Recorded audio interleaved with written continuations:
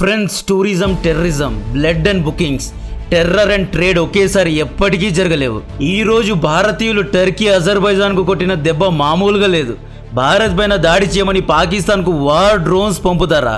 నేను ఇంతకు ముందు చెప్పా కదా, ఆపరేషన్ సింధూర్ ఇంకా అయిపోలేదు అని. ఇప్పుడే స్టార్ట్ అయింది. ఇన్ని రోజులు ఇండియన్ ఎయిర్ ఫోర్స్ వీళ్ళపైన దాడి చేసింది. ఇప్పుడు భారతీయులు ఆర్థికంగా పాకిస్తాన్కు సపోర్ట్ చేసిన దేశాలపైన దాడి చేస్తున్నారు. కడుపు చెల్లబడే వార్త తీసుకొచ్చా. ఆపరేషన్ సింధూర్లో పాకిస్తాన్కు బాహాటంగా సపోర్ట్ చేసిన టర్కీ, అజర్బైజాన్ దేశాల్లో మన భారతీయులు ఇంతకు ముందు బుక్ చేసుకున్న టికెట్స్ను క్యాన్సిల్ చేస్తున్నారు. వీళ్ళ యొక్క టూరిజం పైన దెబ్బ కొడుతున్నారు. Ixigo, Ease My Trip platforms travel bookings ను క్యాన్సిల్ చేసాయి. Blood and bookings does not go in same pace అంటున్నారు. మీరు మా సైనికులను, అమాయకమైన హిందువులను మతం అడిగి కల్మా చదివించి రక్తం కళ్ళ చూసిన దేశానికి సపోర్ట్ చేస్తే మేము మీ దేశాలకు ఎలా వస్తామో అనుకుంటున్నారు. టర్కీకు అయితే ఒక్క గుజరాత్ నుండి ఒక్క రోజులో 800 మంది బుకింగ్స్ను క్యాన్సిల్ చేశారు.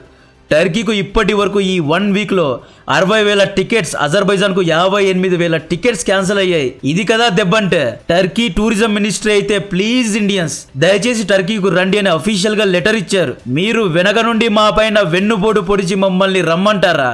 ఈ వీడియో కింద బైకాట్ టర్కీ, అజర్బైజాన్ అని కమెంట్ పెట్టండి. ఇక్కడ టూరిజం ఒక్కటే కాదు, ఇండిగో టర్కిష్ ఎయిర్లైన్స్ తో కోడ్ షేరింగ్ అగ్రిమెంట్ చేసుకొని 2022 నుండి వ్యాపారం చేస్తోంది. కోడ్ షేరింగ్ అంటే హైదరాబాద్ లేదా విశాఖపట్నం లేదా ఢిల్లీ నుండి ప్యారిస్ కు మనం ఇండిగో ఎయిర్లైన్స్ లో టికెట్ బుక్ చేస్తే ఈ ఇండిగో ఎయిర్లైన్స్ మనల్ని టర్కీ యొక్క ఇస్తాంబుల్ వరకు తీసుకువెళ్ళి ఆపుతాయి. ఇస్తాంబుల్ నుండి టర్కిష్ ఎయిర్లైన్స్ మనల్ని ప్యారిస్ వరకు తీసుకువెళ్తాయి అన్నమాట. ఈ విధంగా మనం ఇండైరెక్ట్ గా టర్కీలో హాల్ట్ అవుతున్నాం. ఇస్తాంబుల్లో కనెక్టింగ్ ఫ్లైట్ ఉండడం వల్ల కొంతమంది 1 డే లే ఆఫ్ ఉంటే టర్కీ తిరిగి వస్తున్నారు. టర్కీ ఎయిర్పోర్ట్స్ లో తింటున్నారు, షాపింగ్ చేస్తున్నారు. మన టికెట్లో హాఫ్ డబ్బు టర్కీ దేశానికి వెళ్తోంది. ఇదే డబ్బుతో టర్కీ మన పైన దాడి చేయడానికి వార్ డ్రోన్స్ ను పంపుతోంది. టర్కీ పైన ప్రజలే కాదు, ఇండిగో ఎయిర్లైన్స్ కూడా వ్యాపారాన్ని మానేయాలి. నేను మన సబ్స్క్రైబర్స్ తరపున Indian aviation minister Ram Mohan Naidu గారిని కోరేది, sir, Turkey is behaving against Indian interest. Turkey tactical second gen Bayraktar డ్రోన్స్ను S-400ను బైపాస్ చేయడానికే పాకిస్తాన్కు పంపింది. మీ కింద ఉన్న ఇండిగో ఎయిర్లైన్స్ టర్కీతో వ్యాపారం 2022 నుండి చేస్తోంది. నేషనల్ ఇంట్రెస్ట్ను దృష్టిలో పెట్టుకొని దీని గురించి ఆలోచించండి. ఏదైనా ఎయిర్లైన్ చేసుకున్న ఎయిర్ సర్వీస్ అగ్రిమెంట్ నేషనల్ ఇంట్రెస్ట్కు విరుద్ధంగా ఉంటే కోడ్ షేరింగ్ను క్యాన్సిల్ చేసే హక్కు సివిల్ ఏవియేషన్ మినిస్ట్రీకి ఉంటుంది అని చదివాను. ఇదే కనుక నిజమైతే దయచేసి యాక్షన్ తీసుకోండి. బికాజ్ ఈ టర్కీ వంటి దేశాలు మన శత్రువుకు వార్ డ్రోన్స్, ఆర్టిలరీ షెల్స్ ఇచ్చి ఆర్మ్ చేసినందుకే ఆంధ్రప్రదేశ్ సత్యసాయి డిస్టిక్లోని ఎం మురళీ నాయక్ గారు వీరగతి ప్రాప్తి పొందారు. మన మురళీ నాయక్ మరణానికి ప్రతీకారంగా మీ వంతు కాంట్రిబ్యూట్ చేయండి. ఐ థింక్ రామ్ మోహన్ నాయుడు ఈ సెన్సిబుల్ పర్సన్ అనుకుంటున్నా.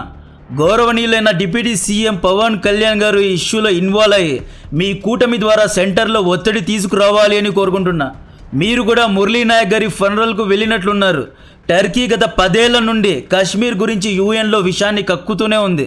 ఐఎన్ఎస్ విక్రాంత్కు అగెన్స్ట్గా టర్కీ వార్షిప్ను అరేబియన్ మహాసముద్రంలో పంపింది. మే 8th రోజు కూడా టర్కీ పాకిస్తాన్కు మిజైల్స్ను కూడా పంపినట్లు సమాచారం ఉంది. పవన్ కళ్యాణ్ గారు మీ తరపున ఒక స్టేట్మెంట్ ఇవ్వండి. లేదు, IndiGo is independent, they can do their code sharing in their own terms అంటే మనం చేయగలిగేది ఒక్కటే. యూరోప్కు వెళ్ళాలి అంటే ఇండిగో స్కిప్ చేయడానికి ట్రై చేయండి. ఎయిర్ ఇండియా, విస్టా, వేరే ఆప్షన్స్ ఉన్నాయి. అన్ని ఇండియన్ ఆర్మీనే చేయాలి అంటే కుదరదు. ఇండియన్ ఆర్మీ పాకిస్తాన్తో యుద్ధం చేస్తుంటే మనం క్రికెట్ ఆడుతున్నాం. ఇండియా పాక్ క్రికెట్ కోసం వేలలో టికెట్స్ ఖర్చు పెట్టి చూస్తున్నాం. షోయబ్ అఖ్తర్, అఫ్రిది వంటి పాకిస్తానీ క్రికెటర్ యూట్యూబ్ ఛానల్స్ ను చూస్తున్నాం.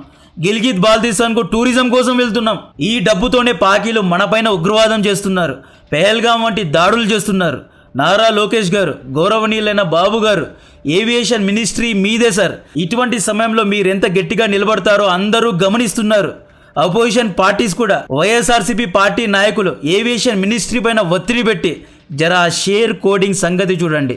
దయచేసి మా ఈ రిక్వెస్ట్ను కన్సిడర్ చేయండి. 2023లో మాల్దీవ్స్ మ్యూజు గుర్తున్నాడా? పాపం మ్యూజు లిటరలీ ఏడవడం ఒక్కటే తక్కువ.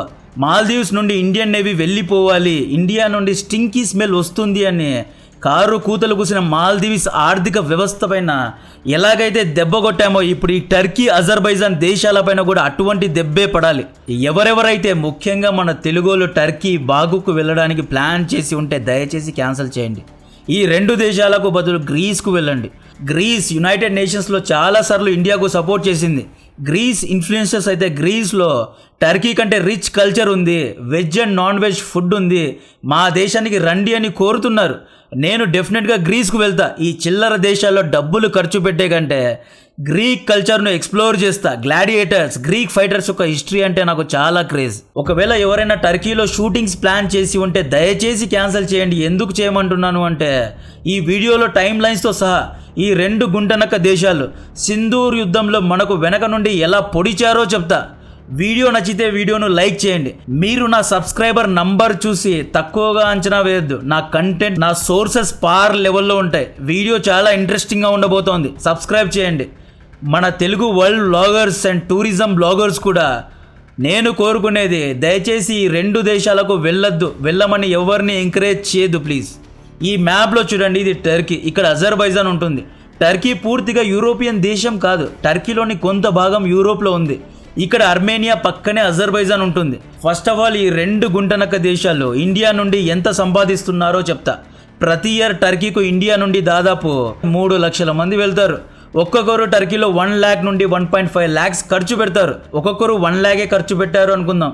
ఈ టర్కీలో hammam bath, Istanbul, Turkey culture, hotels ఇలా ఎన్నో ఉంటాయి, బీచెస్ ఉంటాయి, ఎన్నో ఉంటాయి. ఇక్కడ మూవీ సినిమా షూటింగ్స్ కూడా జరుగుతూ ఉంటాయి.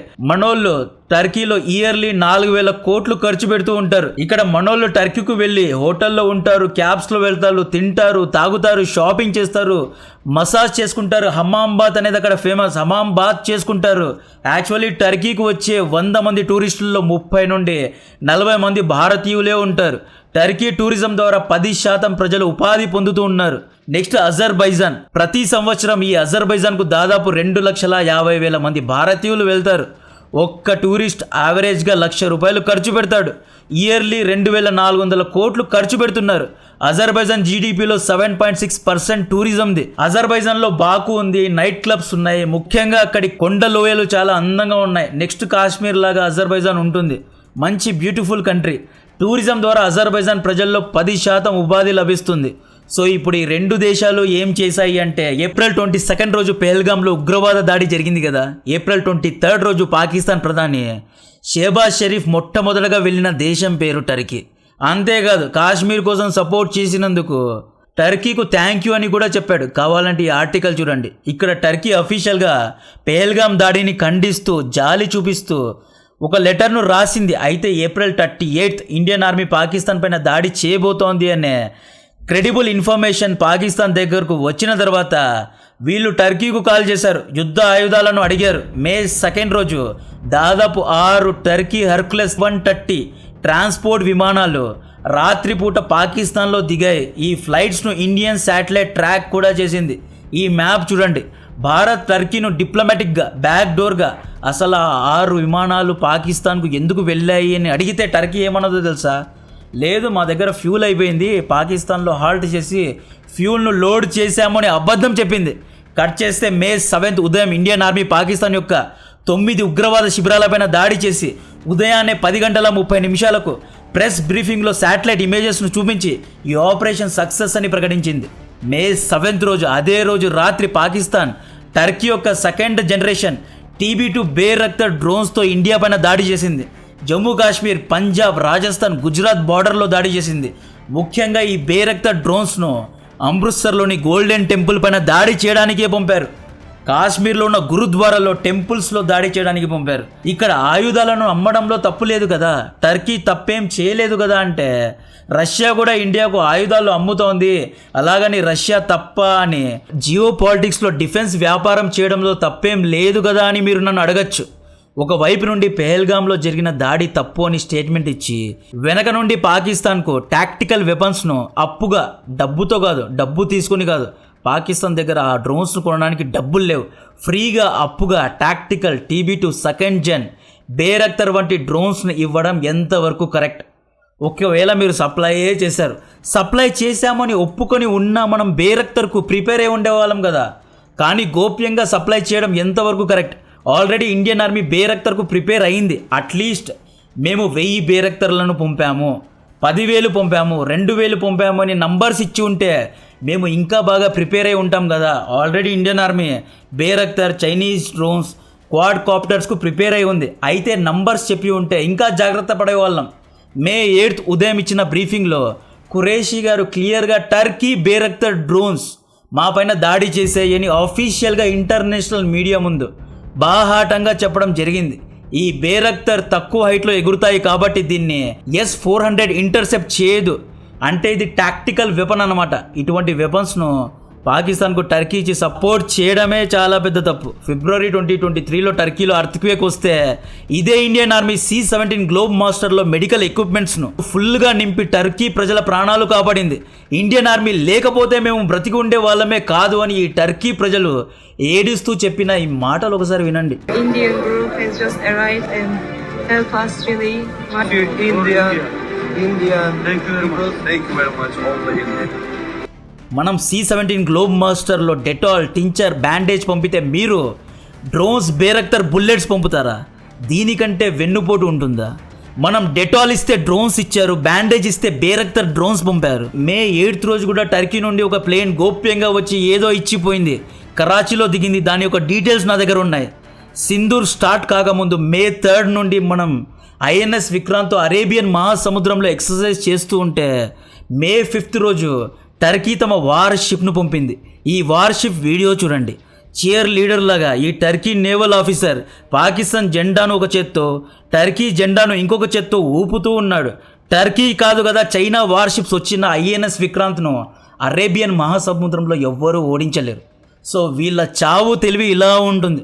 ఇండియన్ ఆర్మీ పాకిస్తాన్ పైన దాడి చేసిన తర్వాత అఫీషియల్గా టర్కీ వచ్చి మేము బాహటంగా ఓపెన్గా పాకిస్తాన్కి సపోర్ట్ చేస్తున్నాము అని ప్రకటించింది. ఇక్కడ టర్కీ ఉమ్మా పేరు మీదే పాకిస్తాన్కు సపోర్ట్ చేస్తోంది. ఉమ్మా అంటే పాకిస్తాన్ ఒక ముస్లిం దేశం కాబట్టే సపోర్ట్ చేస్తోంది. అయితే భారత్లో ముస్లిమ్స్ లేరా? భారత్లో 25 కోట్ల మంది ముస్లిమ్స్ ఉన్నారు. పాకిస్తాన్ కంటే ఎక్కువ ముస్లిమ్స్ భారత్లోనే ఉన్నారు. మరి మీరు పాకిస్తాన్కు ఎందుకు సపోర్ట్ చేశారు? అంటే భారత్లో ఉన్న ముస్లిమ్స్ భారతీయులు కారా? ఇదే గుంటనక్క తెలివి టర్కీది. అందుకనే టర్కీను హిందూ, ముస్లిమ్స్ అందరూ బ్యాన్ చేయాలి అంటున్నా. ఉమ్మా అనే పేరు పెట్టుకొని ఇస్లామిక్ సామ్రాజ్యానికి రారాజు కావాలి అని ఎర్దోగాన్ పగటి కలలు కంటున్నాడు. ఒట్టోమన్ సామ్రాజ్యాన్ని మళ్ళీ సృష్టించాలి అని చూస్తున్నాడు. టర్కీ అర్దోగాన్ను MBS నమ్మడు, UAE నమ్మదు, కువైట్, ఒమాన్, గల్ఫ్ దేశాలు ఎవ్వరూ నమ్మరు. బికాజ్ ఇతను ఒక గుంటనక్క. ఈ దేశం వల్ల ప్రపంచానికి ఎటువంటి ఉపయోగం లేదు. టర్కీ ప్రపంచానికి ఇచ్చింది రెండే, ఒకటి డ్రోన్స్, 2 ఆ కృత్రిమ వెంట్రికలు అంతే. జియో పాలిటిక్స్ ఎప్పుడు సివిలైజేషన్, రిలీజియన్ను బట్టి చేయకూడదు, నేషనల్ ఇంట్రెస్ట్ను బట్టి చేయాలి. ఇండియా ద్వారా టూరిజం, షేర్ కోడ్ ఫ్లైట్స్ ద్వారా టర్కీ దేశ హితానికి లాభమే వస్తుంది కానీ నష్టం ఎక్కడా రావడం లేదు. ఒక్క విషయం చెప్పండి, ఇండియన్స్ ద్వారా టర్కీకి ఎక్కడ నష్టం వస్తుందండి?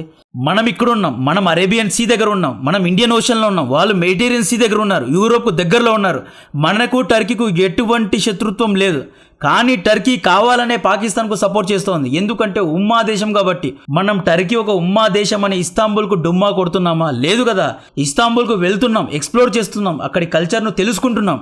టర్కీ చాలాసార్లు కాశ్మీర్ ఇష్యూను UN తీసుకువచ్చింది. టర్కీ ఒకవైపు కాశ్మీర్లో మానవ హక్కుల ఉల్లంఘన జరుగుతోంది అని చెబుతోంది. ఇంకొక పక్క తమ దేశంలో ఉన్న కుర్దిష్ ప్రజలను అణిచివేస్తోంది. కుర్దిష్ ప్రజల డిమాండ్ ఏంటి అంటే తమ లాంగ్వేజ్ను, తమ కల్చర్ను గౌరవించాలి అని, పాలిటిక్స్లో కుర్దిష్ జాతి ప్రజలకు రిప్రజెంటేషన్ ఇవ్వాలి అని. వీళ్ళు ఎన్నో ప్రొటెస్టులు చేసిన టర్కీ వీళ్ళను అణిచివేస్తూ ఉంది. ముఖ్యంగా ఎర్దోగాన్ అణిచివేస్తున్నాడు.